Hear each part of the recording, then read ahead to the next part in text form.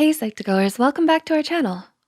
Did you know that your ongoing support is what helps us make psychology and mental health more accessible to everyone? Well, it's true, and we are so grateful for all of the love that you've given us. Thank you so much. Now, let's continue. Have you ever found yourself agreeing to certain favors you thought you would never agree to? Or perhaps you found yourself in situations you swore you'd never be in, but somehow you were successfully persuaded by your friends. Your friends may have used some psychological tricks to get you to do what they want, or they're just really persuasive and nice. But now you might be thinking, what kind of psychological tricks actually work? Some of these tricks are cleverly used by teachers, psychologists, and maybe even your friends. So here are 8 psychological tricks that actually work. Number 1, call them by their name. People love it when you talk about them. Well, most of the time.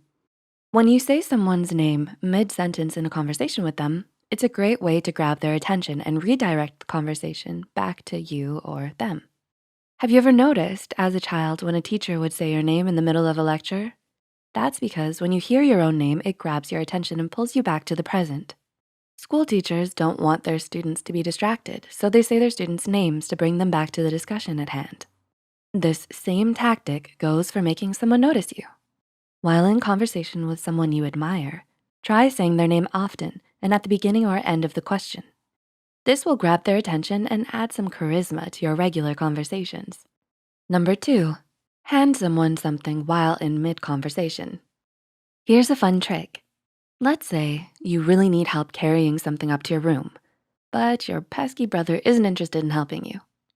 In order to get his help, try handing him the object while in mid-conversation with him. For some bizarre reason, when people are in the middle of telling a story or engaged in deep conversation, they'll generally take anything you reach out and hand them. Go ahead, try it out next time. Eating a banana? Randomly hand over your banana peel while you discuss with them the complexities of life and the stirring of the planets. They'll probably take it from you without any question. Number 3, practice the Pavlov theory by chewing gum during an exam. Believe it or not, bubblegum may just help you ace your next big exam. Oh, what? How on earth will chewing gum improve your test scores? If you really need to ace that next exam, you might wanna find a distinct flavor of gum and start chewing it during your study sessions. Then, when you finally take the exam, you'll have conditioned yourself to associate that flavor of gum with the information you studied for the test, and it may just help you remember the information during the test. This is a form of conditioning that started from the Pavlovian theory. According to Hassan University Online, the Pavlovian theory is learning procedure that involves pairing a stimulus with a conditioned response. In the now famous experiments that Ivan Pavlov conducted with his dogs, he demonstrated how the presence of a bowl of dog food, the stimulus, would trigger an unconditioned response, salivation, in the dogs. So next time you're studying for a test, bring out the bubble gum and get chewing. It may just earn you that A+. Number 4, try imagining you're where you wanna be in life. This is one psychological trick that can really help you if you use it correctly. Using a form of cognitive dissonance to benefit you. Try changing your mindset to the person you want to be. According to Medical News Today, cognitive dissonance is a theory in social psychology that refers to the mental conflict that occurs when a person's behaviors and beliefs do not align. But instead of experiencing that discomfort, try using cognitive dissonance to motivate change within you. If you can't get your behavior to align with your goals, try convincing your mind that you are already someone who is actively working on those goals. Let's say you have a habit of spending too much money and that you're a bit of a shopaholic.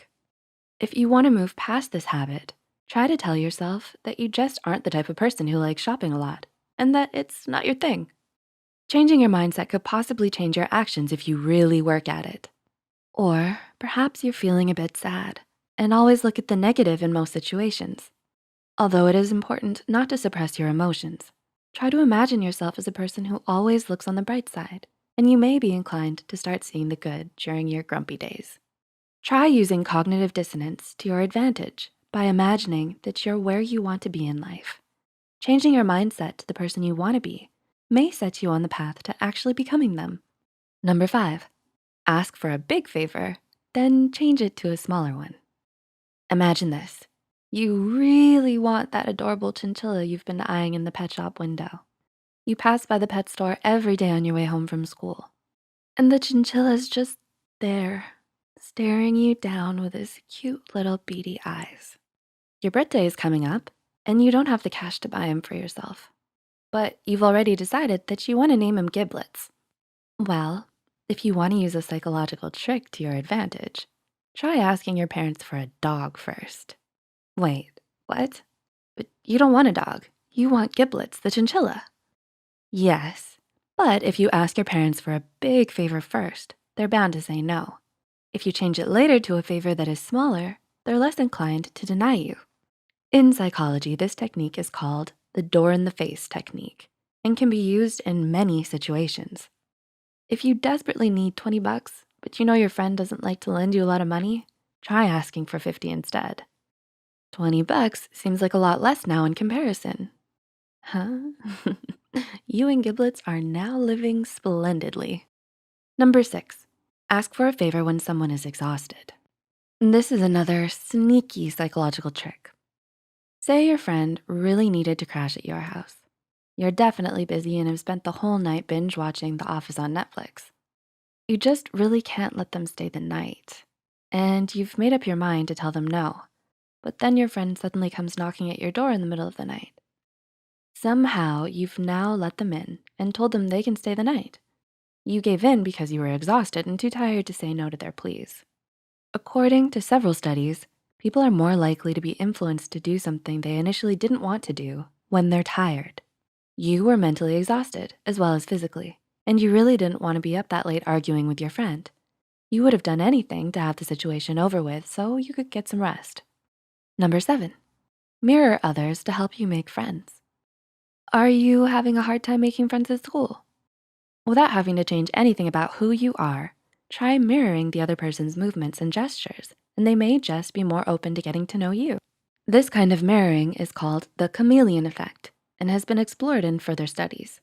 If someone thinks that you're like them, they may be more willing to be your friend. So someone could be mirroring you subconsciously to lure you in and gain your trust. Or most likely, they just wanna be your friend. And number 8, nod your head if you want someone to agree with you. Have you ever needed someone to agree with a pitch you were making at work? Or perhaps you really wanted to persuade someone to agree with you on a subject you just know they would understand if they opened their mind up to it. Like, okay, they just really need to watch The Office on Netflix. If they just understood this point you're making and agreed with it, they'd likely wanna watch it. Try nodding while you're discussing a point you want someone to agree with. According to a 1980 study published in the Applied Psychology Journal, psychologists found that when others nod while listening to someone, they're more likely to agree with them. You may even find yourself subconsciously nodding to someone's intense story because they are too. So, what did you think of these psychological tricks? Remember, like what Uncle Bed said, with great power comes great responsibility. So only use these for good. And be aware that others may be using them on you too. Are you going to try any of them out? Let us know in the comments below. Please like and share this video if you found it interesting and want to share it with your friends. The studies and references used are listed in the description below. Don't forget to hit the subscribe button and notification bell icon for more Psych2Go videos. Thanks for watching, and we'll see you next time.